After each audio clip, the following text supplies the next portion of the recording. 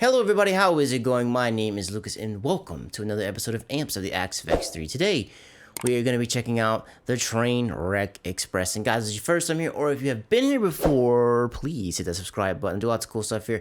Do mixing reviews, gear reviews, XFX tutorials, and I don't want you to miss any of that cool stuff, so make sure you are subscribed. So, without any further ado, let's jump right in and check out the Trainwreck Express. Popped on over to the XFX wiki because I kind of want to show you what the amp looks like.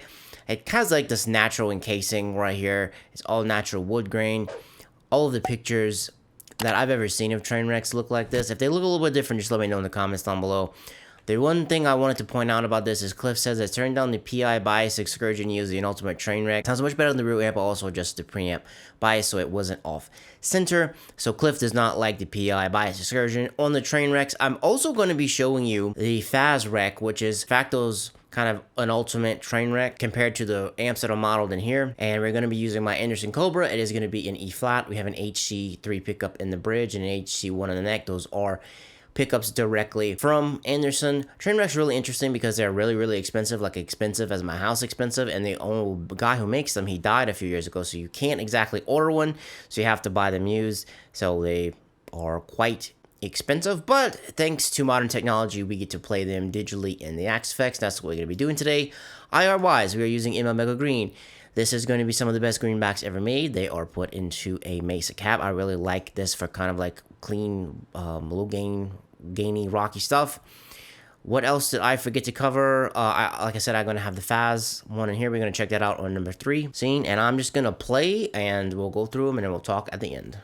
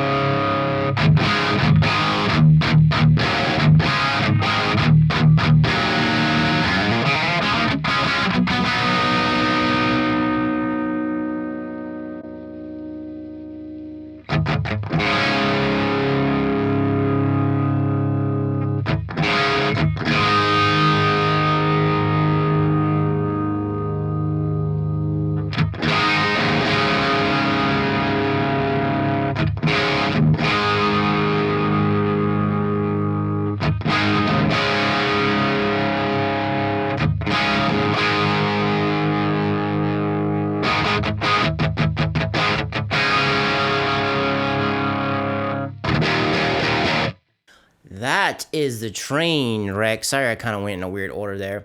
So playing with the PI bias excursion on the original amp, as opposed to the Faz one, I find that it's not a major difference, but I get what Cliff is saying. It tames like the high end. It takes away the noise. Is the best way I can describe it. It makes things a little bit more clearer, a little bit more focused, which I kind of like.